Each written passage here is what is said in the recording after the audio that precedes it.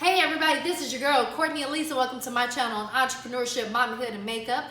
And today we're going to be talking about something that applies more so to the people around the mommy than the mommy. But if you're a mommy friend, then hey, you can use it too. Anyway, we're going to be talking about things that you should not say, things you should not let come between your lips and out of your mouth to somebody who is either pregnant or just had a baby. All right, let's go. Very first tip is, girl, you are getting so big. Why shouldn't you say this? Because don't nobody want to hear it. Period. It's just not good etiquette. Don't say it. Ain't nobody trying to hear how big they get. It don't matter if she is pregnant. She knows she's pregnant. She knows she's getting bigger. And every day she is thinking about how her body's going to change after the fact, or the fact that her face doesn't look the same size they did before, or the fact that her body's never going to be the same, wondering if her man still looks as her, as sexy as she was before. Don't say it. She already has insecurities. Don't add to those insecurities. Instead, you can say something like, every time I see you, girl, that belly has changed. Because then you're just talking about the belly and the baby.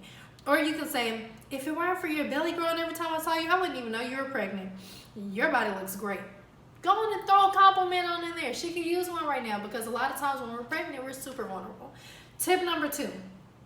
Oh, you're such a new mom. It's okay for you to ...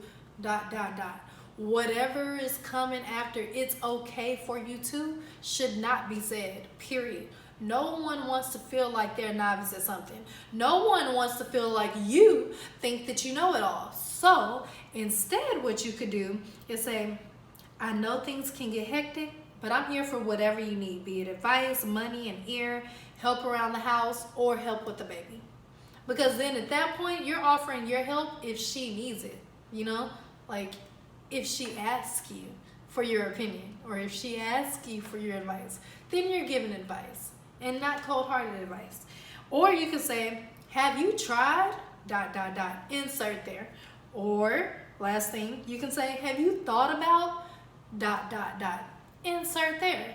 And then that way, if she says no, but I really want to do blah, blah, blah, then you shut your trap and you let her do whatever she's going to do. Or if she says, no, I actually hadn't. You know, can you tell me blah, blah, blah, blah? And then you can go on and word vomit out all that advice that you've been holding back. All right, tip number 3. This bad thing happened to this one person that I know concerning blah, blah, blah, blah, blah, blah, blah, with their baby or with their pregnancy or with their body. Nobody who is pregnant wants to hear, or even who just had a baby, wants to hear about something horrific that happened to somebody else's kid. Period. When I was pregnant with my son, I had dreams that snapping turtles ate him alive. I don't know what that means. Y'all can comment below and tell me what you think it means. If it is super horrific, don't even spit it out, okay? Period. Because I will delete the comments so future moms won't be over here horrified. But I had horrible dreams all the time because people used to tell me horrible things. So it's completely okay for you to just shut your mouth when it comes to bad stories, and chances are you're going to overhype whatever that other person's story is. You're going to over-exaggerate it. You're going to get it wrong. You're going to leave some stuff out, add some stuff in. Just don't even talk about it in general. All right? Keep it to yourself. If you really feel like something needs to be said to that person, you can just refer them to the person that it happened to. Period. And then tread with caution. Because if that person is the kind of person who says all the wrong things all at the wrong time, just leave it alone, all right? The next thing that you can do, or that you should keep from saying rather, is you have to do birth this way. And I'm about to step on some people's toes and piss some people off, but this applies not just to friends and parents and co-workers, you know, whoever's around that mom. This also applies to doctors and nurse practitioners who think that when they're talking to the mom, that she doesn't have the right to decide on how she's going to do birth. Understand, we know that you have professional expertise. However, I think that instead you should tell them the pros and cons of doing it this way, the pros and cons of doing it that way, why you don't like to do it this way, why you prefer to do it that way, whatever. But do not tell her that she has to do birth a certain way, because remember, she could always choose to stay at home and do it unsafely by herself, or she could choose to go there and do it safely with you. Teach her what her options are. She has the right to know. And especially with people who have their whole little whatever on not wanting to do VBACs. I did a successful VBAC and I was told over and over and over again why it probably was not going to be a good idea because I could end up dying, which is a very realistic problem to have. But that's not what ended up happening, okay? So I did not have to have a cesarean my second time just because everybody told me that since I already had one cesarean that I was going to have to keep having cesareans. So no matter who you are, please do not tell a woman that she has to have a birth a certain type of way. If she wants to have a natural, she can have a natural. If she wants to have epidural, she can have epidural. You know, I prefer natural, but that doesn't mean that I'm going to tell you that you're an idiot if you do it with an epidural. What you can do is you can give somebody the pros and cons of what you believe to be the pros and cons and keep it moving. Don't push whatever you think onto somebody else. Period. Last but not least, when talking to a mom, just don't say anything that is going to tear her apart or to bring her down at that certain time. You are specifically there to uplift her. She is bringing a new life into the world.